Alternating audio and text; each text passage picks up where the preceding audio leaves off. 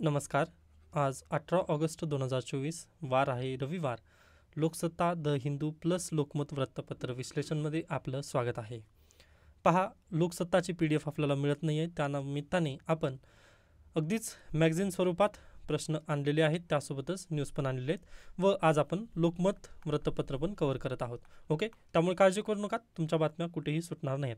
त्यानंतर द हिंदूमधून आपण सर्वप्रथम आजच्या बातम्यांना चालू करूयात. तर पहा, पहिली बातमी आहे governor gives approval for Karnataka CM prosecution. पहा, 2014मध्ये जमिनीचं एक प्रकरण आहे. ओके, त्यावेळेस अगदीच सिद्धरामय्या यांच्यावरती आरोप आहेत, तसे आरोप आहेत. पहा, ओके, मग तुम्हाला सर्वांना माहिती आहे प्रेसिडेंट ऑफ इंडिया जर काम करायचं म्हटलं तर ते कोणाच्या सल्ल्यानुसार काम करतील?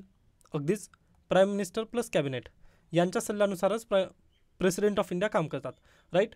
अगदी त्याच धर्तीवर आपल्याकडे काय आहे वा फेडरल स्ट्रक्चर आहे, राईट. फेडरल स्ट्रक्चर या नात्याने गव्हर्नर जे असतील राज्यामध्ये ते कोणाच्या सल्ल्यानुसार काम करतील? अगदीच CM प्लस कॅबिनेट. कॉन्स्टिट्यूशनने दिलेलं फेडरल स्ट्रक्चर आहे पहा आपल्याकडे, त्या फेडरल स्ट्रक्चरनुसार अशा पद्धतीने वर्किंग होणं अपेक्षित आहे. ओके, मी काय म्हटलं शब्द पहा, अपेक्षित आहे. पण प्रॉब्लेम कशामध्ये आलेली पहा, कर्नाटकमध्ये सध्याला सरकार कोणाचं आहे? Indian national Congress. व रुलिंग पार्टी केंद्रामध्ये कोणती आहे? BJP. मग प्रॉब्लेम इथंच झाला की गव्हर्नर गेहलोत जे आहेत ते BJP कडून आले व CM कोणाकडून आले? INC मधून. मग त्यामुळे इथं काय झालेलं आहे? क्लॅश झालेला आहे. Okay, conflict of interest. मग अगदी त्यामुळे पहा प्रॉब्लेम अगदीच जेव्हा गव्हर्नरने CMची फाईल ओपन करण्यासाठी सांगितली 2014चे, त्यावेळेस लगेच CM प्लस कॅबिनेट यांनी गव्हर्नरला चिठ्ठी लिहिली की बा आम्ही तुम्हाला एक आदेश देत आहोत जे की घटनेत स्वरूपात आहे. ओके, फेडरल स्ट्रक्चर या नात्याने आम्ही तुम्हाला एक आदेश देत आहोत की तुम्ही आमची फाईल ओपन करू नकात. पण गव्हर्नरनी ते ऐकलं नाही. मग इथून काय झालं आहे का पहा, कन्फ्लिक्ट ऑफ इंटरेस्ट आहे. आता CM त्यामध्ये आरोपी आहेत किंवा म्हणजे त्यांनी खरंच त्यांनी घोटाळा केला आहे का, त्याबद्दल आपल्याला जायचं नाही. पण इथं प्रॉब्लेम कशाची होत आहे? अगदीच फेडरल स्ट्रक्चर इथं थोडंसं डिवाइड होत आहे किंवा कन्फ्लिक्ट ऑफ इंटरेस्ट इथं तयार होत आहे. या नात्याने आपल्याला गव्हर्नर प्लस CMचं रिलेशन कसं असायला पाहिजे हे तुम्हाला शिकून घ्यायचं आहे. डन. त्यानंतर पुढे चला, नेक्स्ट न्यूज पहा. Strike affect patient, IMA vets centre plan for safety of doctors. त्यानंतर अगदीच आत्ताचीच न्यूज मी पाहिली तर भारतीय न्यायसंहितानुसार सेक्शन 163 हे लागू करण्यात आलेलं आहे कोलकातामध्ये. तिथे अगदीच आता प्रोटेस्ट वगैरे करता येणार नाहीत. जसं याच्यापूर्वी IPCचं 144 लागू केलं जायचं, अगदी तसंच आहे पहा. बाकी काहीच चेंजेस वगैरे नाही आहेत. आता हे भारतीय न्यायसंहिता कुठून आणलात सर? म्हणजे अगदीच आपलं कलकत्ताचं चालू होतं, म्हणजे न्यूज वेगळी चालू होती, पण तुम्ही भारतीय न्यायसंहितेकडे घेऊन आलात. तर पहा प्रॉब्लेम काय आहे, इंडियन पिनल कोड पूर्वी IPCमध्ये किंवा तुम्ही कोविड काळामध्ये पण पहा सेक्शन 144 हे खूप वेळा ऐकला असाल पहा. ओके, तर 144 आता IPC खतम झालेला आहे ना 1 जुलैपासून. मग त्याऐवजी काय आलेलं आहे? भारतीय न्यायसंहिता. भारतीय न्यायसंहितामध्ये सेक्शन 163 आहे. हा पॉईंट तुम्हाला लक्षात ठेवायचा आहे. त्यानंतर ही न्यूज काय म्हणत आहे पहा, तर अगदीच काल सकाळी 6 वाजल्यापासून ते आज सकाळी 6 पर्यंत काय डॉक्टरची सर्व्हिस वगैरे बंद होती. मग त्यामुळे सेंटरनी काय केलेलं आहे, एक समितीचं गठन केलेलं आहे जी आता पाहणार आहे की सेफ्टी ऑफ डॉक्टर्स कशा पद्धतीने आपण त्यांना तेवत वगैरे ठेवू शकतो. ओके, त्यासाठी एक काय पॅनल वगैरे बसणार आहे. डन. ही न्यूज आपल्याला तेवढ्यासाठी गरजेची आहे. त्यानंतर पुढे चला, UPSC advertise 45 lateral entry post in central ministries, opposition cry foul. आता पहा, तुम्हाला आठवत असेल कालचंच आपण एक आर्टिकल वाचलेला होता ज्यामध्ये अगदीच जर तुम्ही पाहिला 239 दरम्यान काय आहेत पोस्ट, जनरल कॅटेगरीचे विद्यार्थी होते, म्हणजे सेक्रेटरी लेवलचे आहेत ते विद्यार्थी म्हणता येणार नाही, सॉरी फॉर दॅट. त्यानंतर आय थिंक 13 जी आहे ती ST कॅटेगरी, 39 OBC. ओके, व SCचे 16 होते. ओके, म्हणजे अगदी आपण काल जो आर्टिकल पाहिला त्या आर्टिकलमध्ये आपला अगदी टोटल जेवढ्या मिनिस्ट्रीज आहेत त्या मिनिस्ट्रीमध्ये किती कोणत्या कास्टमधून आलेलं तिथे रिप्रेझेंटेशन आपल्याला पाहायला मिळालं होतं कालच्या लेक्चरमध्ये. ओके, सर्वांना समान संधी जर द्यायची असेल तर पाहता म्हणजे STचे कॅटेगरीचे जे सेक्रेटरीज आहेत ना ते फक्त 13 आहेत. मग यांना पण अगदीच त्या लेवलपर्यंत आणायला वगैरे काय करायला पाहिजे आपल्याला, हे इथून म्हणजे जे पुढचे व्यक्ती आहेत त्यांना हटवणं पण गरजेचं आहे. ओके, म्हणजे ब्लॉकेज तिथं करून ठेवायचं नाही आहे, त्यांना ओपन करणं गरजेचं आहे असं म्हटलं होतं. पण आता गव्हर्नमेंट ऑफ इंडियाने काय केलं, डायरेक्टली 45 जे सेक्रेटरी पदं आहेत ना ते डायरेक्टली भरले जाणार आहेत. त्यांना परीक्षा वगैरे बिलकुल द्यायचं नाही. तिथं काय करायचं आहे, फक्त त्यांना एक मुलाखत द्यायची आहे. व पहा आता हे कोण तिथं पात्र असतील, मग अगदीच जे मल्टीनॅशनल कंपनीज वगैरे आहेत ना, किंवा कॉर्पोरेट गव्हर्नन्समधून जे कोणी व्यक्ती येतील त्यांना इथं हे 45 IAS पदी वगैरे भरलं जाणार आहे. IAS म्हणजेच काय, तर अगदी सेक्रेटरी पदावरती त्यांना भरलं जाणार आहे मिनिस्ट्रीमध्ये. मग इथून काय प्रॉब्लेम होणार आहे पहा, परत तसंच आता अगदीच इथे काही क्रायटेरिया दिलेला आहे का त्यांनी, MNC मध्ये एवढे वर्ष, आता अगदी तसं दिलेलं आहे, पण त्यांनी पहा हे अगदी ह्या ग्रुपचीच कंपनी असायला पाहिजे असं त्यांनी दिलेलं आहे का, तर बिलकुल दिलेलं नाही आहे. त्यामुळे पहा आता अगदी असं होऊ शकतं ना, इथं पण भ्रष्टाचार होऊ शकतो. ओके, भ्रष्टाचाराला इथं वाव आहे. अगदी कशा पद्धतीने पहा, आता अदानी यांच्या समूहाचं आपण एक उदाहरण घेऊयात. जसं आता सेबीचं सेबीचे जे चेअरमन आहेत सध्याला, त्यांच्यावरती आरोप लावलेले आहेत व इंडियन एक्सप्रेसने ते आरोप प्रूव्ह करून दाखवलेले आहेत. ओके, फक्त आता ते सुप्रीम कोर्टासमोर प्रूव्ह वगैरे व्हायचे राहिलेले आहेत. बाकी इंडियन एक्सप्रेसच्या न्यूजमध्ये आपण ते पाहिलेलं होतं. मग ती पहा अगदी तशाच पद्धतीने जर अदानी यांचा व्यक्ती जर गव्हर्नमेंट ऑफ इंडियामध्ये किंवा अशा पद्धतीने मिनिस्ट्री लेवलवरती जर जाऊन बसला, तर मग तो व्यक्ती जो आहे तो डायरेक्टली काय गॅरंटी आहे की त्या अदानी समूहाच्याच ग्रुपला जास्त मदत वगैरे करणार नाही किंवा गव्हर्नमेंट ऑफ इंडियामध्ये तो तटस्थ वगैरे काम करेल, तर असं आपलं तिथं सांगता येणार नाही. पण पहा आता हे जे व्यक्ती आहेत ज्यांनी अगदी ग्राउंड लेवलवरती काम केलेलं आहे, ओके, IAS असताना त्यांनी ग्राउंड लेवलवरती जाऊन वरतीपर्यंत गेल्यानंतर त्यांना पॉलिसीचं अगदी चांगल्या पद्धतीने त्यांना पॉलिसी समजते की बा असं आपल्याला फ्रेमवर्क वगैरे करायचं आहे. व पहा हे गव्हर्नमेंटचे अधिकारी आहेत. ओके, व इथून आपण डायरेक्टली ज्या व्यक्तीला आणणार आहोत तो प्रायव्हेटचा व्यक्ती आहे. ओके, मग प्रायव्हेट आणि गव्हर्नमेंटमध्ये थोडा तरी फरक आहेच ना आजपर्यंत. मग इथे गेल्यानंतर पहा कन्फ्लिक्ट ऑफ इंटरेस्ट इथं पण नक्की पाहायला मिळेल आपल्याला. ओके, यासोबतच पहा जे मी कालचं लेक्चर सांगत होतो ज्यामध्ये अगदी जनरल कॅटेगरीचे जास्त आहेत व SC ST OBC वगैरे हे जे कॅटेगरीज आहेत तिथं आपला सेक्रेटरी पदावर जास्त रिप्रेझेंटेशन मिळत नाही आहे. मग हे रिप्रेझेंटेशन ना आणि थोडं कमी होईल. ओके, कारण काय आहे त्याचं, कारण MNC कंपनीमध्ये वगैरे आपण जर पाहिलं तर आता ST SC OBCला वगैरे तिथं तर आरक्षणच असणार नाही ना प्रायव्हेट कंपनीमध्ये. तिथं कशाला असेल, कामाला असेल. हां, आता काम एक चांगलं होईल, पण काय गॅरंटी आहे की ते काम अगदी न्यूट्रल पद्धतीने वगैरे ते व्यक्ती करेल. ओके, मग त्यासाठी अगदी हा जो निर्णय आहे त्याला एकदा रिव्ह्यू करणं गरजेचं होतं, पण त्यांनी डायरेक्टली घेतलेला आहे. ठीक आहे, त्यानंतर आपण पुढे जाऊयात, कारण पहा इथे परीक्षा नाही आहे, डायरेक्टली मुलाखतीद्वारे ही व्यक्ती निवडली जाणार आहेत 45 व्यक्ती. डन. त्यानंतर पुढे चला, rise in militancy in Jammu Kashmir cast shadow on border tourism.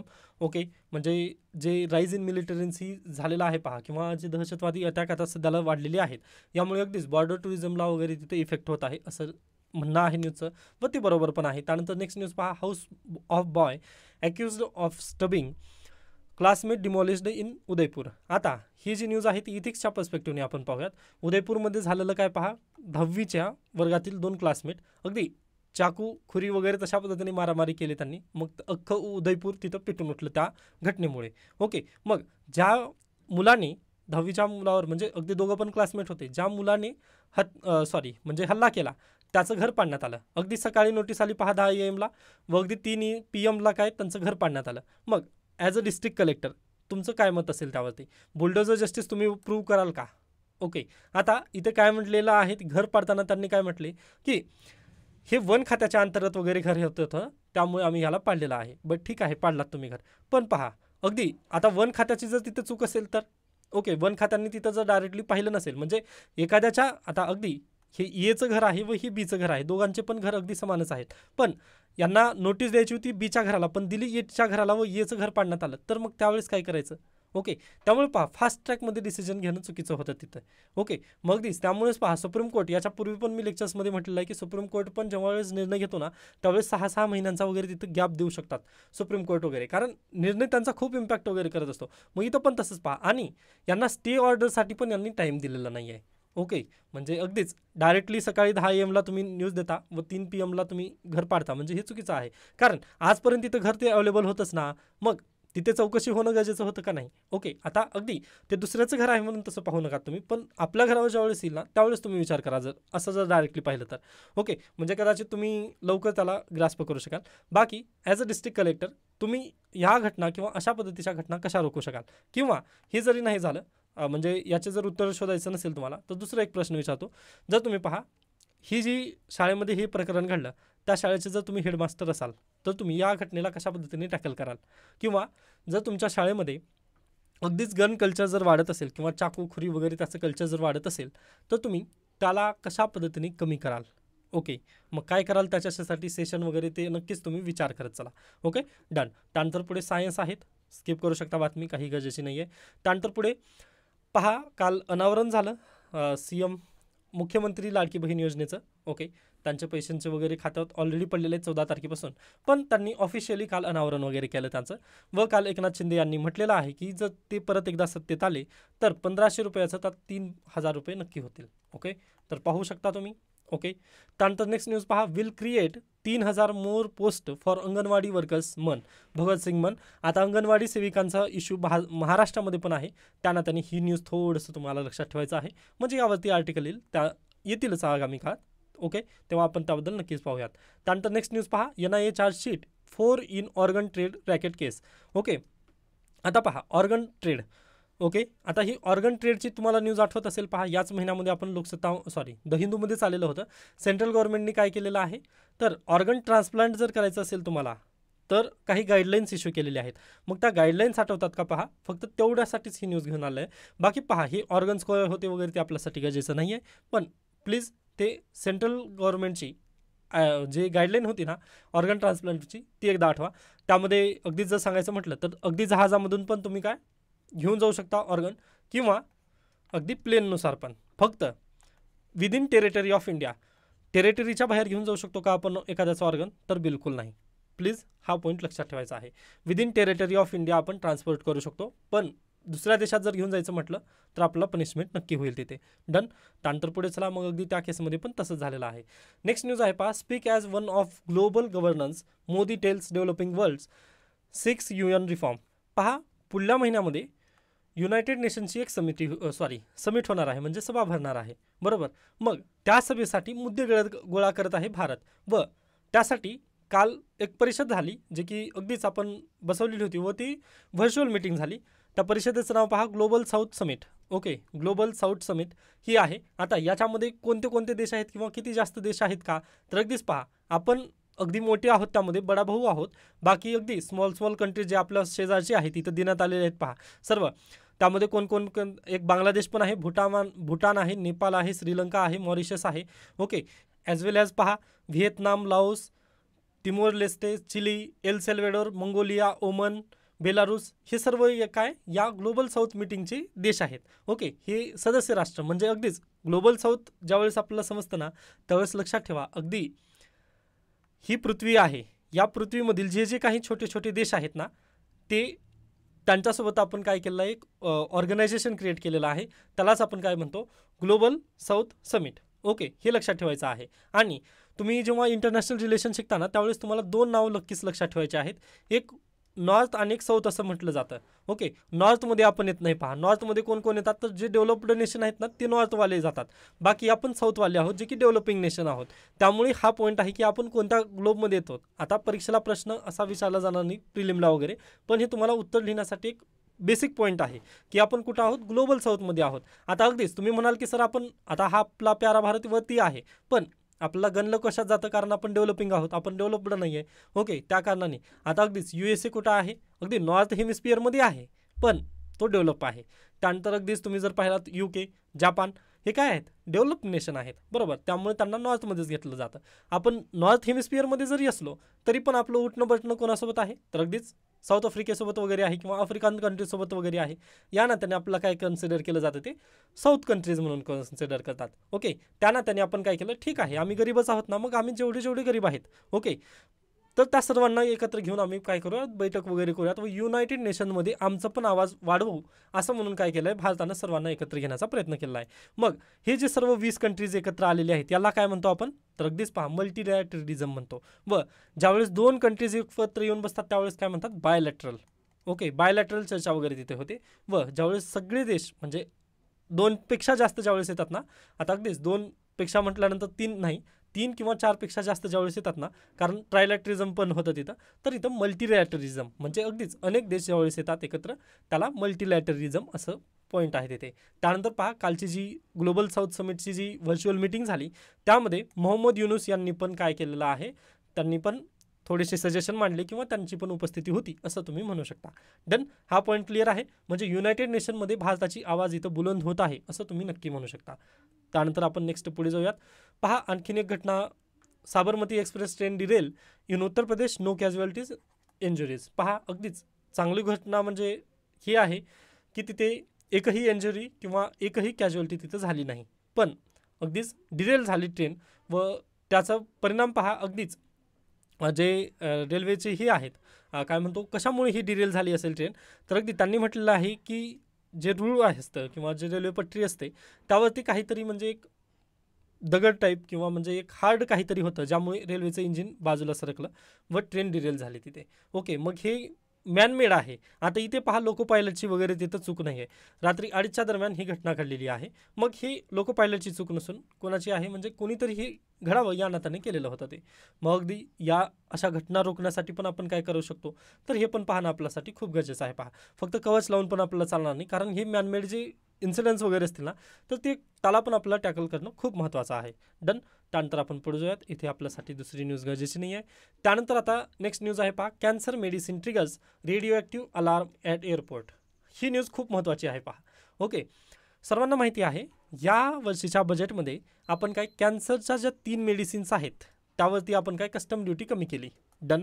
मग एक व्यक्ती होता तो व्हाया प्लेन कॅन्सरच्या मेडिसिन्स घेऊन येत होता पहा. मग ज्यावेळेस प्लेनची एअरपोर्टवरती चेकिंग होते ना, त्यावेळेस अलार्म वाजलं. का? तर अगदीच ते जे कॅन्सरच्या मेडिसिन असतात त्यामध्ये काय असतं, रेडिओ ॲक्टिव्ह एलिमेंट असतं. ओके, रेडिओ ॲक्टिव्ह एलिमेंट यामुळे काय झालं तिथं काल अलार्म वाजलं. मग परीक्षेला यावरून प्रश्न आलेला आहे UPSC 2024चा. डन. प्रश्न काय पहा, consider the following activities. Identification of narcotics on passenger at airport or aircraft, monitoring of precipitation. त्यानंतर तिसरा आहे tracking the migration of animals. In how many of above activities can be radars used. रडारचा वापर आपण कुठे कुठं करू शकतो असा प्रश्न आहे हा. पहिला आहे पहा नार्कोटिक्स म्हणजे ड्रग चेकिंगसाठी यूज केला जाऊ शकतो का एअरपोर्टवरती. त्यानंतर सेकंड आहे पहा मॉनिटरिंग ऑफ प्रेसिपिटेशन म्हणजे जे पाऊस आहे त्यासाठी रडारचा वापर केला जातो का. आणि तिसरा आहे प्राण्यांचं अथवा पक्ष्यांचं स्थलांतर आपण रेकॉर्ड करण्यासाठी रडारचा यूज करतो का. तर पहा याचं उत्तर काय असेल, तर अगदीच ऑल ऑफ दिस. कारण आत्ताच हे पाहिलं आपण identification of narcotics drugs. Okay, ड्रग्सचं आता अगदीच इथं पहा ना अलार्म वाजला ना. ओके, रेडिओ ॲक्टिव्ह एलिमेंट होता व त्यामध्ये रडार त्यांची सिस्टीम आहेच ते. ओके, किंवा पहा तुम्ही पण कुठे पण म्हणजे जेव्हा वेळेस गव्हर्नमेंट ऑफिस वगैरे असतील एखाद्या वेळेस तुमच्या आजूबाजूला वगैरे किंवा थोडंसं एक मोठं जर तिथं काहीतरी असेल तिथं जर गेलात ना तर तिथं चेकिंगचं असं गेट वगैरे असतं पहा. त्यामधून गेल्यानंतर ते बीप वाजते. अगदी ती रडार सिस्टीम आहे. ओके, त्यानंतर मॉनिटरिंग ऑफ प्रेसिपिटेशन अगदीच पहा ज्यावेळेस तुम्ही हवामान विभाग वगैरे पाहता तुमच्या नजीकचं ज्यावेळेस केंद्र असेल हवामानाचं तिथं पण रडार बसवण्यात आलेले आहेत. त्यानंतर tracking of migration of animals. तर अगदीच जे कॉलरला बसवण्यात येतं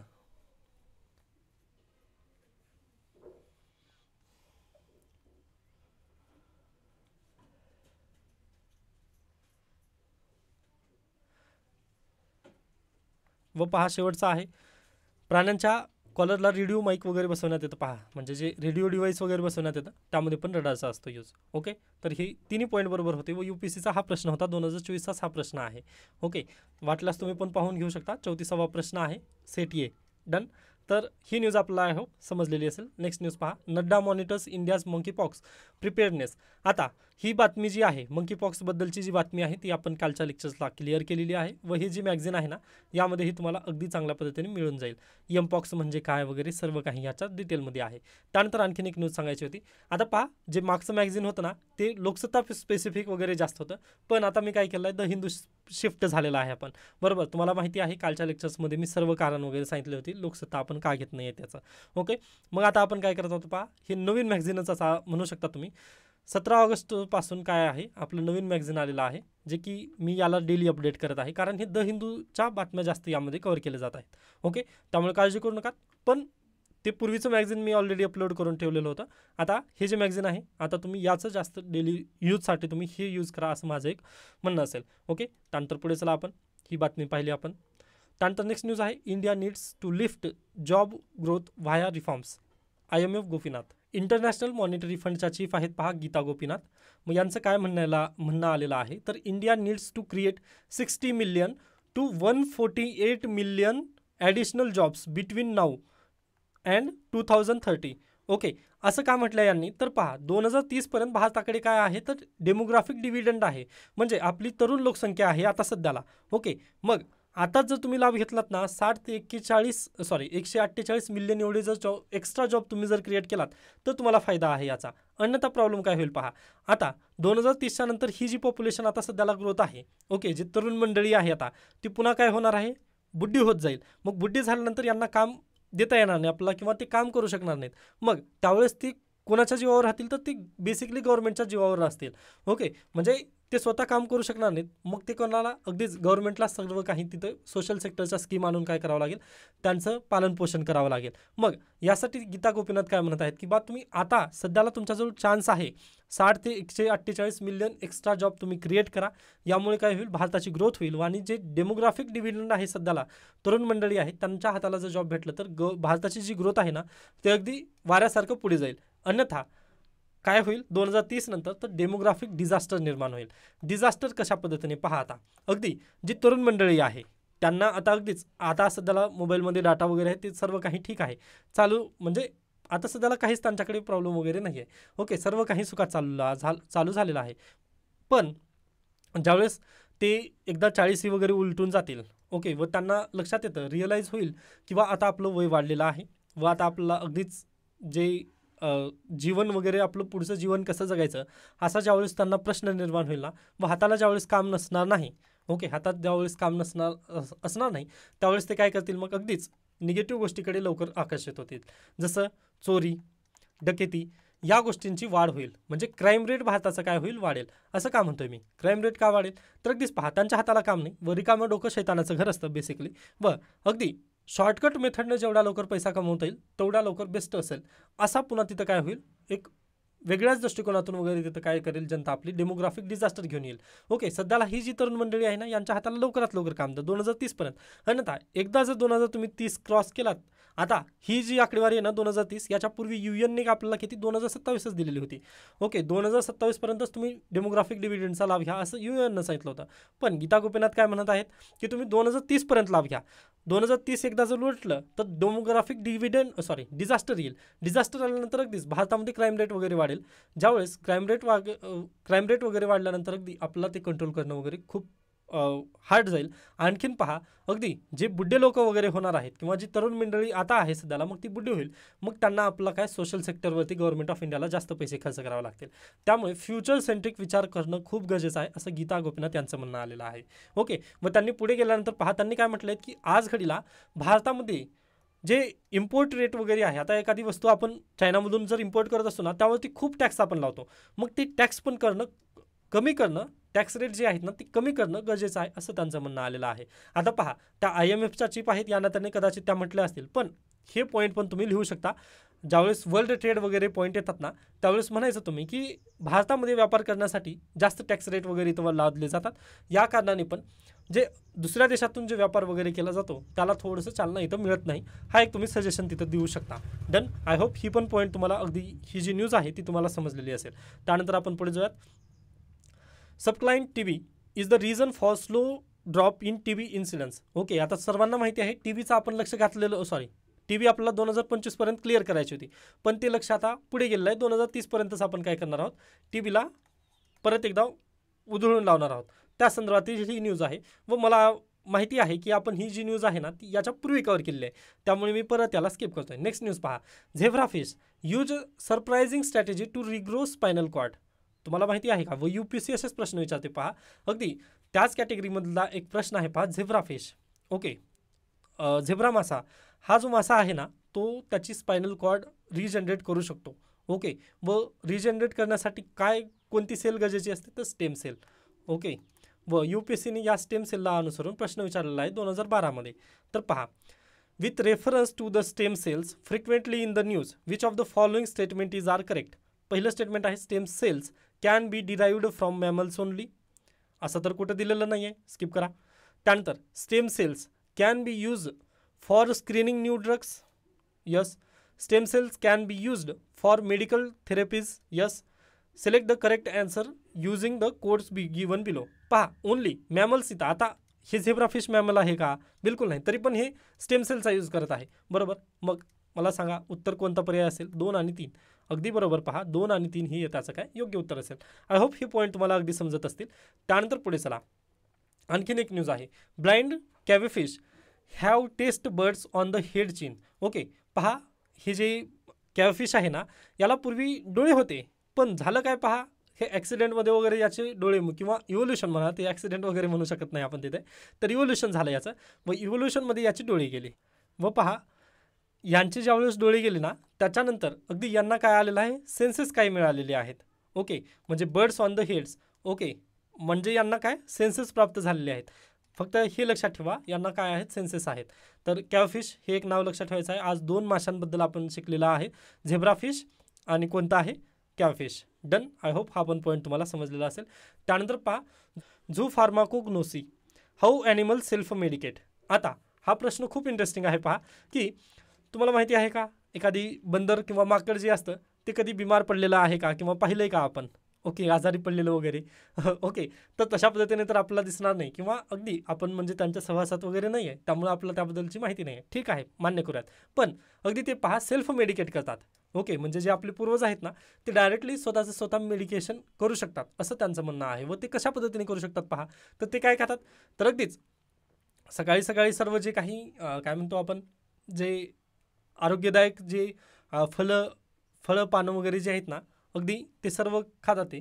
त्यामुळे ना त्यांची जी बॉडी आहे ती तशा पद्धतीने बनलेली आहे, अगदी एकदम रेसिस्टन्स टाईप. त्यामुळे त्यांना मेडिसिनची, एक्सटर्नल मेडिसिनची वगैरे गरज पडत नाही, असं इथं बेसिकली लेखकांचं म्हणणं आलेलं आहे. त्यानंतर तुम्हाला माहिती असेल डॉग्स. ओके, जे अगदी रानटी कुत्री वगैरे असतात ते पण काय करतात पहा, तर अगदी त्यांना ज्यावेळेस असं वाटतं की आपल्या बॉडीमध्ये काहीतरी हे झालेलं आहे, इन्फेक्शन वगैरे झालेलं आहे, त्यावेळेस पण ना अगदी विशिष्ट प्रकारचं एक घास खातात, म्हणजे गवत खातात. त्यासोबतच ते उलटा पण करतात. ओके, या 2 पद्धतीनुसार ना ते लगेच ठीक होऊ शकतात. त्यानंतर जे प्रेग्नंट लेमरूस असतील किंवा प्रेग्नंट हत्ती असतात पहा.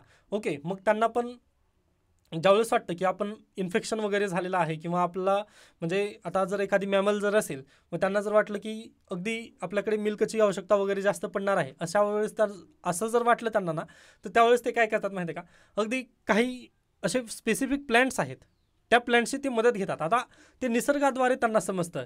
आता प्रेग्नंट हत्ती जी असते ना, ज्यावेळेस तिला वाटतं की आता प्रेग्नन्सी आपला म्हणजे चांगली सुखरूप वगैरे जावी, अशासाठी पाहताना काय निसर्गातच अवेलेबल असलेली एक बोर्गानिसी म्हणून एक नावाची प्लॅन्ट आहे, त्या प्लॅन्टची लिव्स त्या खातात. ओके, म्हणजे अशा पद्धतीने डायरेक्टली त्यांनाच ते स्पेसिफिक वगैरे तिथे करून ठेवलेलं आहे. आता पहा याचं सर्वोत्तम उदाहरण जर बेस्ट जर म्हटलं तर प्रोजेक्ट चित्ता तुम्हाला माहिती असेल.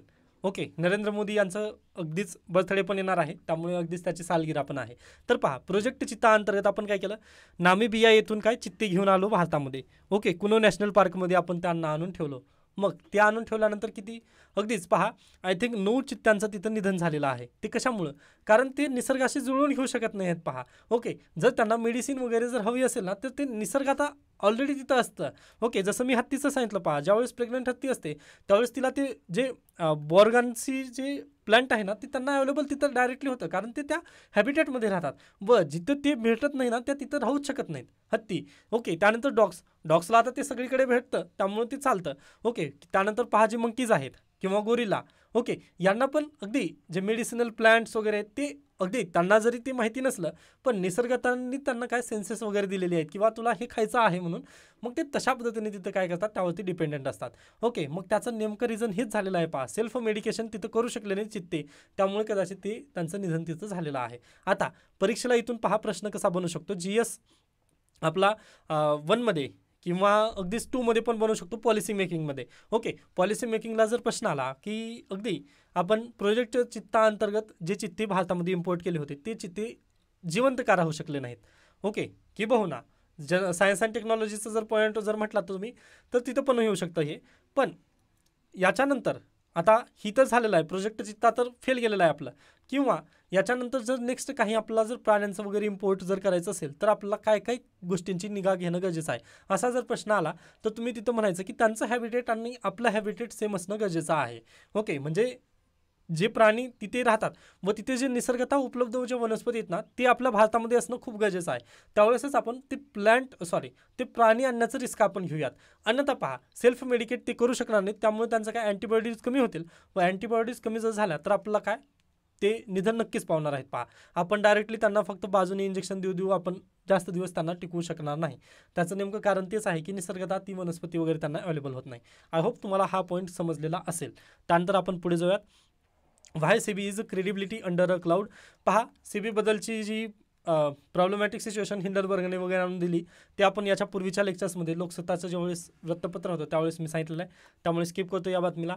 त्यानंतर नेक्स्ट न्यूज पहा, व्हाय इज एमपॉक्स. आता ही कालची बातमी आहे व आपलं जे मॅगझिन आहे या मॅगझिनमध्ये तुम्हाला ही मिळून जाणारच आहे. एमपॉक्सवर त्याचे उपचार वगैरे सर्व काही डिटेलमध्ये आहे. डन. त्यानंतर पुढे चला. आता येतं, do doctors need a central protection act. म्हणजे पहा, आपले जे डॉक्टर्स आहेत त्यांच्यासाठी सेंट्रल प्रोटेक्शन ॲक्ट आणणं गरजेचं आहे का, असा प्रश्न आहे. मग हा लेख वाचल्यानंतर आपल्याला समजून येईल की आणणं गरजेचंच आहे. तर पहा, आज घडीला तुम्हाला माहिती असेल हेल्थ हे कशाबद्दलला इश्यू आहे. हेल्थ तर अगदीच राज्य सरकारचा हा इश्यू आहे. सॉरी, राज्याच्या सूचीमध्ये हा येणारा विषय आहे. एकच मिनिट द्या, हा आणलेला आहे मी. आरोग्य पहा, आरोग्य हेल्थ कशाचा आहे, राज्य सूचीमधला विषय आहे. यासोबतच कायदा आणि सुव्यवस्था.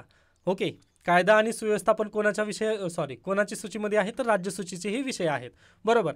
मग यासाठी पहा, अगदी ह्यावरती कायदे कोण करणं गरजेचं आहे तर राज्यांनी कायदे करणं गरजेचं आहे. पण आपल्याकडे 28 राज्य आहेत व 28 राज्याचे 28 कायदे होतील.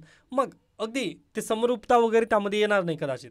ओके, किंवा एखाद्या आता अगदीच उत्तर प्रदेशचा जर कायदा पाहिला तर ते अगदीच खूपच कठोर करतील व महाराष्ट्राचं थोडंसं माइल्ड करतील, तर कर्नाटकचे खूपच अगदी इझी लेवलचं वगैरे करतील. मग असं प्रॉब्लेमॅटिक सिच्युएशन तिथं तयार होऊ शकेल. मग याला आपल्याला काय करावं लागेल तर अगदी पहा, सेंट्रल गव्हर्नमेंटने एक कायदा करावं.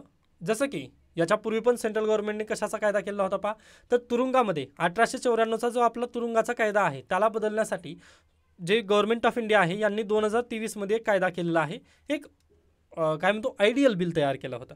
अगदी तशा पद्धतीने आता देखील जे गव्हर्नमेंट ऑफ इंडिया आहे यांनी केंद्रीय संरक्षण कायद्याचं आयडियल बिल तयार करून राज्य सरकारांना द्यावं व राज्य सरकारने तशा पद्धतीने ते काय करावं की त्याला इम्प्लिमेंटेशनचं वगैरे काम पाहावं, असं इथं लेखकांचं म्हणणं आहे.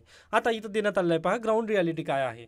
ओके, आता फक्त कलकत्ताच्या RG कर कॉलेजमध्येच हल्ला झाला का तर बिलकुल नाही. याच्यापूर्वी पण पहा, अगदी देश हादरून गेला होता त्यावेळेस पण 1973मधील घटना आहे.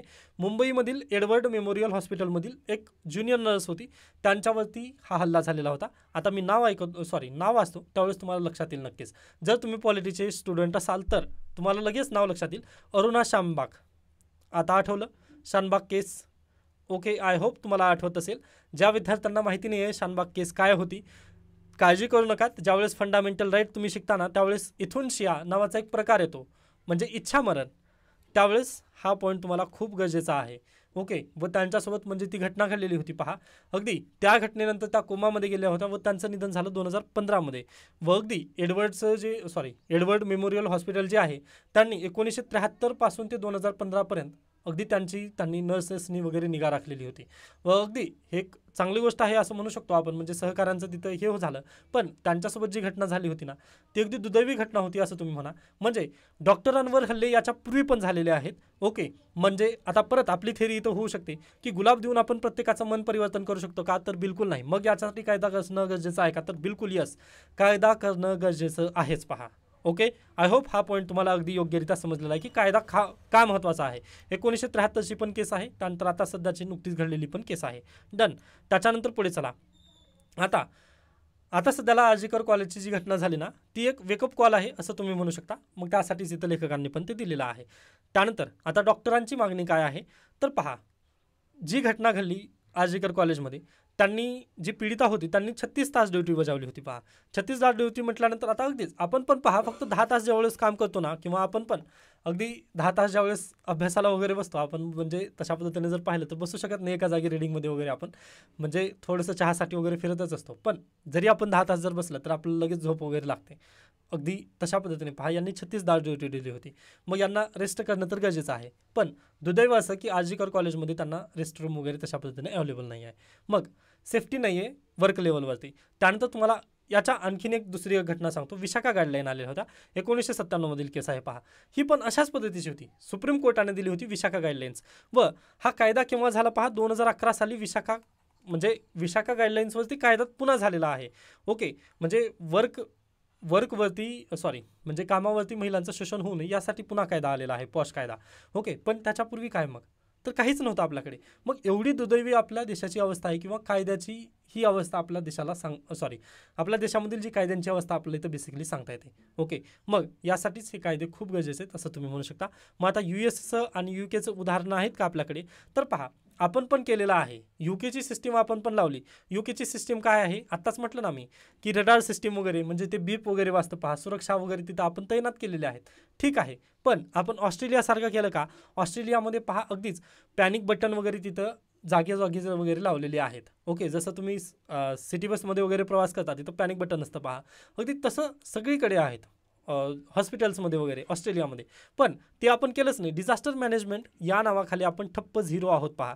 कुठे पण जा तुम्ही, अगदी UPSC सेंटर दिल्ली तेथील पण न्यूज घ्या किंवा अन्य जागेची. ओके, आता UPSCचं जास्त का म्हणतोय मी, कारण UPSCला तर विषय आहे, तरी पण जे शिक्षक डिझास्टर मॅनेजमेंट आपल्याला शिकवतात त्यांनी स्वतःच्या घरात तसं केलेलं नाही आहे किंवा स्वतःच्या कोचिंगमध्ये डिझास्टर मॅनेजमेंटसाठी केलं नाही. मग याच्यापेक्षा दुर्दैव आपल्या देशामध्ये काय आहे? ओके, मग ग्राउंड लेवलवरती आपण झिरो आहोत. यासाठीच हे कायद्याची खरंच गरज आहे असं आपलं इथं बेसिकली सांगता येतं. त्यानंतर पहा, अगदी केंद्राने कोणत्या तरतुदी आणल्या आहेत का?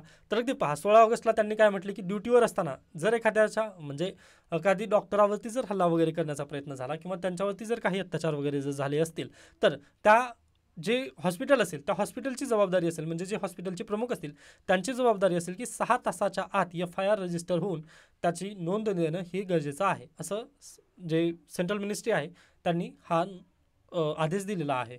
ओके, चांगली गोष्ट आहे, पण याच्याही पुढे जाऊन आपला कायदे करणं खूप गरजेचं आहे असं तुम्ही म्हणू शकता. डन. तर अशा पद्धतीने आजचं द हिंदू इथं संपतं पहा. ओके, याच्यानंतर आपल्यासाठी बातम्या गरजेच्या नाहीत. त्यानंतर आता येतात जे कंबाईनचे विद्यार्थी आहेत त्यांच्यासाठीच्या बातम्या. लोकमत. आता पहा, इथून पण आपल्या इथिक्समधील एक केस स्टडी नक्कीच लक्षात येते. IAS शुभम गुप्तांवर गैरव्यवहार केल्याचा ठपका, आणखी एका प्रशिक्षणार्थीचा प्रताप, गाय वाटपात घोटाळ्याचा संशय. आता पहा, आदिवासी विकास विभाग या कार्यालयामध्ये प्रकल्प अधिकारीपदी असलेले प्रशिक्षणार्थी IAS शुभम गुप्ता, ओके, यांनी काय केलं पहा. आता अगदीच यांनी तर आरोप फेटाळून लावलेले आहेत, पण यांच्यावरती संपूर्ण गडचिरोली जे IAS अधिकारी वगैरे त्यांनी रिपोर्ट प्रशासनाला दिलेली आहे व त्यामध्ये त्यांचे आरोप काय झालेत प्रूव्ह झालेले आहेत.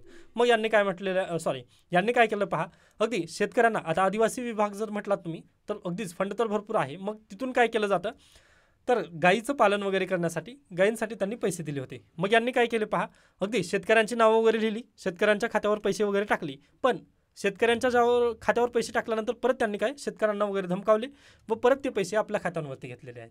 म्हणजे याच्यापेक्षा वाईट काही असू शकत नाही. ओके, मग इथिक्स पेपर GS 4 मध्ये आपण काय म्हणतो की सिम्पथी टुवर्ड्स द पॉप्युलेशन, किंवा म्हणजे आपले जे गरीब व्यक्ती वगैरे आहेत ना त्यांच्याप्रती आपली सिम्पथी. ओके, मग हीच आहे का सिम्पथी? GS 4 कुठे? खरंच म्हणजे खूप दुर्दैव घटना आहे ही पण. ओके, कारण अगदी आदिवासी भागातील आपण आता पहा, गडचिरोली जर तुम्ही भाग पाहिलात तर अगदी सर्वांना माहिती आहे नक्षलवाद वगैरे तिथं जास्त आहे. ओके, व जर तशा ठिकाणी तुम्ही जाऊन IAS असताना तुमच्या हातात म्हणजे ते सर्व काही तेथील सिस्टीम बदलण्याची तुमच्याकडे काय संधी होती पहा. ओके, पण ती संधी तुम्ही दवडली आहे. मग यामुळे काय करतील, जे शेतकऱ्यांना इथं पिळवणूक वगैरे झाली ना ते नक्कीच नक्षलवादी होऊ शकतील ना, कारण शासनाने त्यांना पैसे दिलेले होते, पण तेच पैसे तुम्ही डायरेक्टली आपल्या परत खात्यात वळवून घेता, म्हणजे खूपच चुकीचं आहे हे. नक्षलवादाला इथूनच प्राधान्य वगैरे दिलं जाऊ शकतं पहा. ओके, आता असं डायरेक्टली लिहू शकत नाही आपण परीक्षेमध्ये वगैरे, पण तुम्ही ज्यावेळेस प्रशासनात जाताना तर जनतेविषयी आपला रोष वगैरे कमी करण्यासाठी किंवा जनतेमध्ये जाऊन काम करणं गरजेचं असतं, पण जनतेच्याच पैशावरती आपल्याला पूर्णतः हे करायचं नाही आहे, कारण आपण जनतेचे सेवक आहोत. ओके, त्यामुळे प्लीज शक्य झालं तर या गोष्टींचं वगैरे इम्प्लिमेंटेशन करा. GS 4 चांगला टॉपिक आहे पहा किंवा चांगला विषय आहे, पण कदाचित मे बी त्या IASचं वगैरे तसं नसेल. ठीक आहे, त्यानंतर आपण पुढे जाऊयात. सेंट मार्टिन बेट का आहे इतके महत्त्वाचे? आता सेंट मार्टिन बेट कुठं आहे पहा, हे इथं आहे. ओके, बांगलादेशच्या खाली. व हे केव्हा मिळालेलं होतं यांना, तर अगदी 1971 मध्ये बांगलादेश जेव्हा स्वतंत्र झाला त्यावेळेस त्यांना हा बेट मिळालेला आहे. मग आता हे पाहिजे कोणाला? अमेरिकेला.